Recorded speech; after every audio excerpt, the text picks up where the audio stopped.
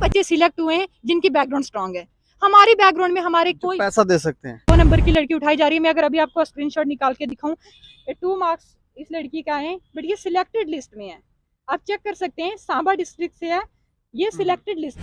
अगर इसके 2 मार्क्स पे इसको कांस्टेबल लिया जा रहा है, तो जिन लड़कियों के 40, 45, 37, 35 मार्क्स हैं, मतलब जिन्होंने मेहनत की थी, तो वो बच्चे तो किसी जगह नहीं ना लाइक है। सामने आ गई तो इसको भी सामने कर देते। उधर हमें ये बताया गया था कि कैमरे लगे थे, वहां पे कोई कैमरे नहीं थे। ये बताया गया था चिप लगेगी, कोई चिप नहीं थी। आज से हुए थे, पुलिस वालों ने खुद आके पेपर करवाए, उसका नंबर आया है। और ये उसको मैं खुद बता दूं, मैंने भी क्वेश्चन 2 देख के लिखे, झूठ नहीं बोलेंगे, 2 क्वेश्चन देख के लिखे, दोनों गलत थे।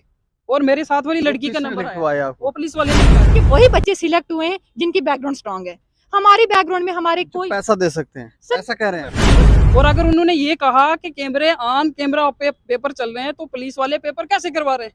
अगर वो हमें फोन इश्यू नहीं करने दे रहे थे अंदर जाके, जब हम गेट से एंटर हुए तो उन्होंने बोला फोन अलो नहीं अंदर। अगर फोन अलो नहीं है तो पुलिस वाले पेपर करवा सकते हैं। आपने बीच में कहा कि जब आपका एग्जाम हुआ उस समय पुलिस वाले वहां पर खुद थे और वो पेपर करवा रहे थे, उस समय आपने क्यों नहीं बोला? सर हमने इसमें 45 मार्क्स थे आंसर की पे, मेरे लिस्ट पे 31 आ गए। मतलब वो जो आंसर की निकाली थी वो तो मैंने गूगल से निकाली थी, मैंने खुद घर बैठ के तो निकाली। जो धांधलियां करते हैं, करप्शन करते हैं, पैसा लेते हैं, ये गवर्नमेंट खुद करवाती है या ये जो बीच में ब्यूरोक्रेट्स हैं बड़े बड़े, ये जो अपने आप को काफी सीधा और शरीफ कहते हैं, हम जैसा अच्छा इंसान कोई नहीं, वही कर रहे हैं? सॉरी सर, नाम बताना शायद हमारे लिए जरूरी नहीं है। कौन से कहाँ की हैं आप? मैं डिस्ट्रिक्ट रियासी से हूँ। अच्छा। तो अभी जैसे आप देख सकते हैं कि यहाँ पे ये जितनी भी गर्ल्स इकट्ठी हुई हैं, इन सब का एक ही इशू है कि हमारे साथ इनजस्टिस हुआ है। हम इंसाफ चाहते हैं। हमारे साथ हर तरीके से जब देखा जाए, जैसे आपने बताया कि 2019 से पहले जब यहाँ पे था, तो उससे पहले ऐसा था यहाँ पे कि चलो होती थी, बोलता था करप्शन होती है, सरकारें जुड़ती हैं, जो भी होता था तो देखा जाता था कि होता है। लेकिन उसके बाद जब 370 यहाँ से हट गया, उसके बाद लगा कि शायद अब हमारे लिए कहीं ना कहीं इंसाफ होगा, अब हमें कहीं ना कहीं इंसाफ मिलेगा। लेकिन उसके बाद जितने भी एग्जाम्स हुए, जितने भी कम्पिटेटिव एग्जाम्स लिए गए, युवा आगे आने की कोशिश करते गए, उससे फिर ये बात की जाती थी कि जम्मू कश्मीर में लड़कियों के साथ भेदभाव किया जाता है। हमें लगा कि शायद अब हमारे लिए कोई उम्मीद की किरण जागेगी, लेकिन ऐसा कुछ नहीं हुआ। अभी तक जैसे आप देख सकें कि कितने सारे एग्जाम कंडक्ट किए गए हैं, उन सब एग्जाम्स को भी अगर देखा जाए तो सब में कभी ना कभी कोई करप्शन का कोई ना कोई इशू पाया गया है।